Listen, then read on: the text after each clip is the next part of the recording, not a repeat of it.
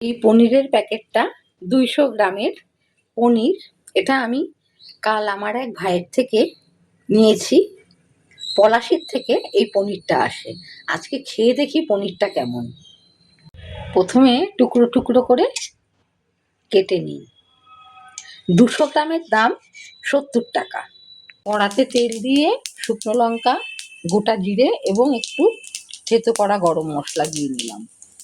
ফোড়নটা হয়ে গেলে পেঁয়াজ, রসুন, আদা আর একটু লঙ্কা পেস্টটা দিয়ে দিলাম।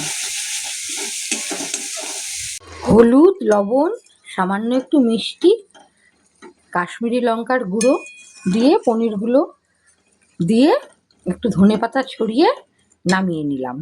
এখন দেখা যাক পনিরটা কেমন। এইবার একটু খেয়ে বলি পনিরটা কেমন।